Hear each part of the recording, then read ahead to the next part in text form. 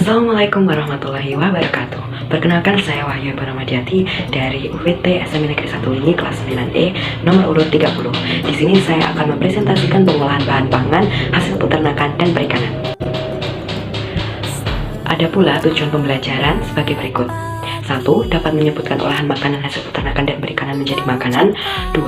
Dapat menyebutkan jenis-jenis bahan pangan dari hasil peternakan dan perikanan. 3. Dapat menjelaskan teknik pengolahan. 4. Dapat menjelaskan tahapan pengolahan. Dan yang kelima, dapat menyebutkan penyajian dan kemasan produk pangan, peternakan, dan perikanan siap konsumsi.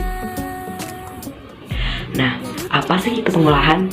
Jadi, pengolahan adalah membuat atau menciptakan bahan mentah menjadi produk jadi dan mengubah benda mentah menjadi produk jadi yang mempunyai nilai tambah melalui teknik pengolahan seperti mencampur, mengawetkan, memodifikasi agar dapat dimanfaatkan. Lalu bagaimana ya dengan pengolahan makanan dari bahan peternakan dan perikanan? Seperti yang kita ketahui di Indonesia, perikanan dan peternakan seperti udang, ikan, cumi, ayam, dan hewan lainnya sangat dibudidayakan. Mengolah bahan perikanan dan peternakan berarti mengolah bahan dari hasil perikanan dan peternakan itu sendiri. Contohnya seperti memasak telur, merebus daging, mengkonsumsi susu, dan lain-lain yang dari hasil itu akan diperoleh makanan jadi. A. Perikanan. Dalam ekologinya, ikan dibagi menjadi 3 perairan, yaitu air tawar, air payau, dan air laut. Contoh dari ikan air tawar adalah ikan lele, ikan mas, ikan bawal. Lalu ada perairan payau, ada ikan bandeng, ikan kakap. Lalu di perairan laut ada ikan tuna, ikan tenggiri, dan ikan kembung. Lalu ada udang. Udang adalah hewan air yang dapat hidup di perairan manapun atau di cekungan yang sangat besar, baik di air tawar, payau, maupun air asin. Jenis-jenis udang antara lain ada udang jerbung, flower, udang windu, cokong, dogol, udang kucing, barong, dan udang rebon.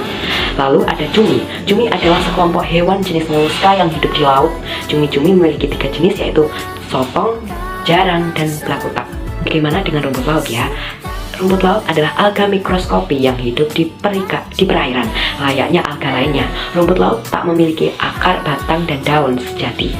Seluruh bagian dari rumput laut itu disebut talus. B. Daging. Dalam perolehannya, daging dibagi menjadi 2, yaitu diperoleh dari unggas dan hewan mamalia. Dari unggas biasanya atau pada umumnya diambil dari daging ayam. Dan daging ayam ini sendiri dibagi menjadi 2, yaitu ada ayam kampung dan ayam broiler. Lalu ada daging dari mamalia. Dari mamalia ini dapat diperoleh dari daging sapi, kerbau, kambing, bahkan sampai daging babi. C. Telur. Telur terutama dihasilkan oleh unggas dan ikan yang sebenarnya adalah cara mereka dalam berkembang biak. Dari telur ini akan menetas hewan muda, namun telur juga dapat diolah dan dikonsumsi.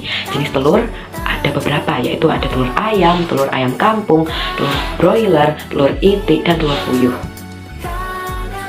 Do. Susu. Susu adalah cairan berwarna putih yang disekresikan oleh kelenjar memai pada binatang mamalia untuk bahan makanan dan sumber gizi bagi anak-anaknya.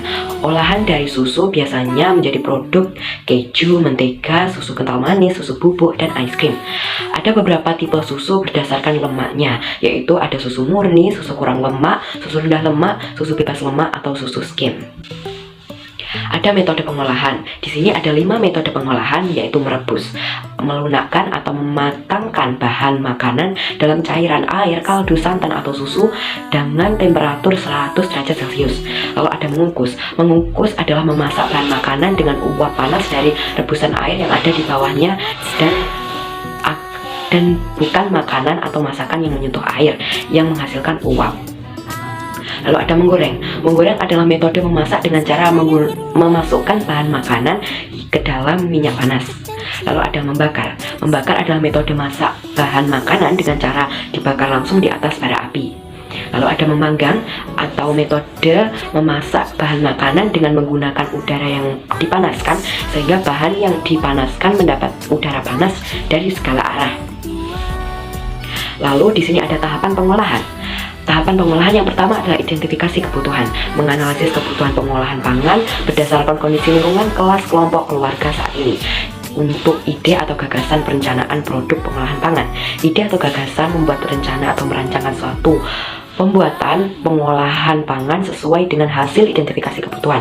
Lalu kedua ada proses pembuatan, yaitu persiapan merencanakan pembelian bahan sesuai kebutuhan, alat dan pengolahan pangannya atau pembuatan mulai dari pengupasan, pencucian bahan, proses pembuatan sampai keselamatan kerja dan hal khusus lainnya.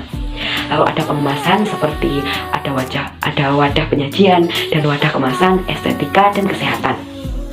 Lalu ada evaluasi, merasakan hasil atau produk pengolahan pangan, mengevaluasi seluruh proses atau tahapan pembuatan pengolahan sebagai bahan perbaikan. Lalu selanjutnya kita mengambil contoh dari tahapan pengolahan, yaitu mengolah ikan menjadi sup ikan. Yang A ada tahap perencanaan, yaitu menentukan jadwal, menentukan jenis pengolahan, menentukan kebutuhan sarana, alat dan bahan, menentukan kemasan atau penyajian, lalu membagi tugas dengan kelompok. Lalu yang B menyiapkan alat dan bahan seperti menyiapkan kompor, penggorengan, pisau, papan potong, dan lain-lain.